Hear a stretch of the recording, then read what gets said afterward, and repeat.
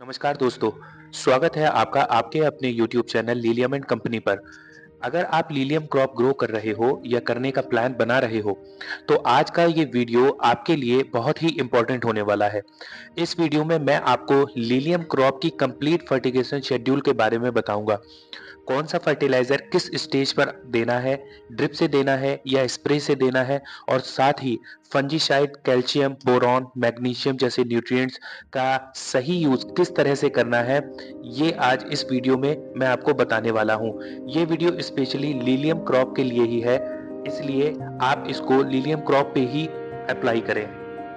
Video शुरू करने से पहले अगर आप हमारे चैनल पर नए हैं और हमारे चैनल को पहली बार विजिट कर रहे हैं, तो आप हमारे वीडियो को लाइक करें, चैनल को सब्सक्राइब करें और दूसरों के साथ शेयर भी करें। और हमारे साथ इस वीडियो में अंत तक बने रहिए, क्योंकि अंत में हमने आपके लिए कुछ बोनस टिप्स रखी है जो आपके क्रॉप के लिए बहुत लाभकारी साबित हो सकती है। तो चलिए दोस्तों, वीडियो को शुरू करते हैं और बात करते हैं लीलियम क्रॉप के कंप्लीट फर्टिगेशन शेड्यूल के बारे में। सबसे पहले बात करते हैं लीलियम क्रॉप के ग्रोथ स्टेजेस के बारे में। लीलियम क्रॉप के मुख्यतः 4 स्टेज होते हैं, जिसमें सबसे पहला होता है root and early growth stage, दूसरा होता है वेजिटेटिव ग्रोथ स्टेज और तीसरा होता है बड इनिशिएशन स्टेज, चौथा होता है bud development and flower quality stage. अब हम हर एक स्टेज को स्टेप बाय स्टेप और डिटेल में समझेंगे। सबसे पहला stage root and early growth stage, जो कि सामान्यतः शुरुआती 20 दिनों को माना जाता है। इस स्टेज में प्लांट की रूट डेवलपमेंट पर मेन फोकस होता है। जितनी अच्छी रूट होती है, उतना ही अच्छा प्लांट ग्रो करता है और आगे उतना ही अच्छा वो परफॉर्म करता है। इस पर्टिकुलर स्टेज के लिए हम ड्रिप इरिगेशन के द्वारा एनपीके 19-19-19, एनपीके 12-61-0 और ह्यूमिक एसिड को अप्लाई किया जाता है, जिसमें एनपीके 19-19-19 की मात्रा 1 से 1.5 केजी प्रति एकड़ और एनपीके 12-61 की मात्रा 1 से 1.5 केजी प्रति एकड़ और ह्यूमिक एसिड की मात्रा 1 लीटर प्रति एकड़ के हिसाब से होती है। इन सारे फर्टिलाइजर को ड्रिप इरिगेशन के द्वारा हफ्ते में एक बार पौधों पर अप्लाई किया जाता है। इन्हीं शुरुआती 20 दिनों के दौरान में हम माइक्रो न्यूट्रिएंट का भी पौधों पर वीकली स्प्रे करते रहते हैं, जिसमें माइक्रो न्यूट्रिएंट की मात्रा 1 ml प्रति लीटर के हिसाब से पौधों पर स्प्रे की जाती है। लीलियम की क्रॉप में दूसरा स्टेज होता है वेजिटेटिव ग्रोथ स्टेज, जो कि सामान्यतः 20 से 40 दिन के दौरान में होता है। इस स्टेज में मेन फोकस प्लांट के हाइट पर, पत्तियों के साइज पर और स्टेम के मोटाई पर होता है। इन दिनों में सामान्यतः ड्रिप इरिगेशन के द्वारा 19-19-19, 12-61 और मैग्नीशियम सल्फेट को पौधों पर अप्लाई किया जाता है, जिसमें 19-19-19 की मात्रा 2 केजी प्रति एकड़ और 12-61 की मात्रा 1.5 से 2 केजी प्रति एकड़ और मैग्नीशियम सल्फेट की मात्रा 1 केजी प्रति एकड़ के हिसाब से वीकली पौधों पर ड्रिप इरिगेशन के द्वारा अप्लाई की जाती है। इसी दौरान स्प्रे के लिए माइक्रो न्यूट्रिएंट और कैल्शियम नाइट्रेट का स्प्रे पौधों पर लगातार जारी रहता है, जो कि हफ्ते में एक बार किया जाता है, जिनकी मात्रा 1 से 1.5 ml प्रति लीटर के हिसाब से होती है। अब बात करते हैं थर्ड स्टेज की, जिसे हम कहते हैं बड इनिशिएशन स्टेज। सामान्यतः ये स्टेज 40 से 60 दिनों के बीच में होती है। इस स्टेज पर फर्टिगेशन का मेन उद्देश्य ये होता है कि क्रॉप में बनने वाली सारी कलियां यानी कि बड अच्छी बने, आकर्षक बने और बड ड्रॉपिंग कम हो सके। यानी कि अगर किसी कारणवश बड टूटकर गिरने लगते हैं तो हमें भारी नुकसान हो सकता है। इसको बचाने के लिए हमें इस स्टेज पर फर्टिगेशन को विशेष ध्यान पूर्वक देना पड़ता है।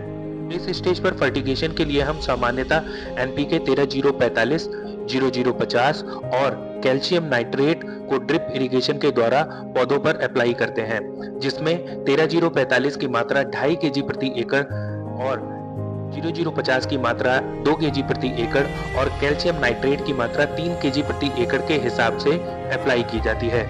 इसी दौरान चिलेटेड कैल्शियम को हम स्प्रे के द्वारा पौधों पर अप्लाई करते हैं, जिसकी मात्रा 1.5 ml प्रति लीटर के हिसाब से होती है। इसी के साथ रोटेशन में बोरॉन और मैग्नीशियम सल्फेट को भी हम स्प्रे के द्वारा पौधों पर अप्लाई करते हैं, जिनकी मात्रा 1 ग्राम प्रति लीटर के हिसाब से होती है। अब आता है चौथा और आखिरी स्टेज, जिसे हम कहते हैं बड डेवलपमेंट एंड फ्लावर क्वालिटी।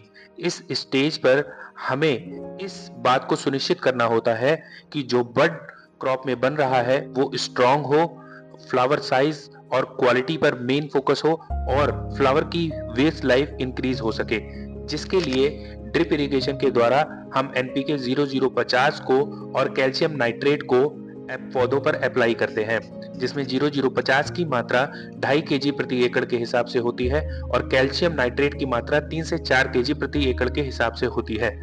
इस ड्यूरेशन में कैल्शियम प्लस मैग्नीशियम को हम स्प्रे के द्वारा पौधों पर अप्लाई करते हैं, जिसकी मात्रा 1.5 से 1.5 ml प्रति लीटर के हिसाब से होती है। तो दोस्तों अब हम बात कर लेते हैं फंजीसाइड मैनेजमेंट के बारे में। फंजीसाइड को क्रॉप पर हमेशा रोटेशन करते हुए अप्लाई करना चाहिए। एक ही फंजीसाइड को बार बार क्रॉप पर अप्लाई नहीं करना चाहिए और फंजीसाइड को एक फंजीसाइड से दूसरे फंजीसाइड को अप्लाई करने के बीच में 12 से 15 दिन का गैप भी रखना चाहिए। फंजीसाइड जैसे एमिस्टार, साफ, रोको, बेविस्टिन आप अप्लाई कर सकते हैं, जिनमें हर एक फंजीसाइड की मात्रा 1 से 2 ग्राम प्रति लीटर के हिसाब से आप ले सकते हैं। तो दोस्तों ये था लीलियम क्रॉप का कंप्लीट फर्टिगेशन शेड्यूल। अगर इसमें कोई भी जानकारी आपको समझ में ना आई हो या अगर आपको लगता है कोई चीज हम ऐड कर सकते हैं तो आप कमेंट के द्वारा हमें जरूर बताइए। अगर आपका कोई भी क्वेश्चन हो या कोई भी आप सुझाव देना चाहते हो तो भी कमेंट के द्वारा लिखकर हमें जरूर बताइए। हम पूरी कोशिश करेंगे आपके हर एक सवालों का जवाब देने की और आपके दिए गए सुझावों को अपनाने की। अब हम वीडियो के एंड में पहुंच गए हैं तो बात कर लेते हैं इम्पोर्टेंट बोनस टिप्स के बारे में। जैसा कि मैंने वीडियो की शुरुआत में बताया था कि अगर आप वीडियो के अंत तक बने रहेंगे तो मैं आपको बोनस टिप्स दूंगा, जिसमें से सबसे पहला बोनस टिप है कि कैल्शियम को फॉस्फेट या सल्फेट के साथ मिक्स ना करें, क्योंकि ये पौधों पर नुकसान पहुंचा सकता है। दूसरा बोनस पॉइंट है स्प्रे को हमेशा या तो सुबह दें या फिर शाम को अप्लाई करें। तीसरा बोनस पॉइंट है ईसी को और पीएच को जरूर चेक करें। पानी को क्रॉप पर अप्लाई करने से पहले उसका ईसी यानी कि इलेक्ट्रिक कंडक्टिविटी और पीएच जरूर चेक करें, इसका पौधे पर बहुत इफेक्ट पड़ता है। चौथा और लास्ट इंपॉर्टेंट बोनस टिप है ओवर फर्टिगेशन से बचें। हर एक फर्टिलाइजर को समझकर और उचित मात्रा के अनुसार ही पौधों पर अप्लाई करें, क्योंकि ये पौधों के लिए बहुत आवश्यक होता है। तो दोस्तों अगर आपको ये वीडियो हेल्पफुल लगा हो तो वीडियो को लाइक करें, शेयर करें और चैनल को सब्सक्राइब करें। अगर आप चाहते हो तो मैं वीक वाइज फर्टिगेशन चार्ट भी बना के आपको दे सकता हूँ। अगर आपको ये वीक वाइज फर्टिगेशन चार्ट चाहिए तो आप कमेंट में अपने सुझावों को और कमेंट के द्वारा हमें ज़रूर बताएं। धन्यवाद।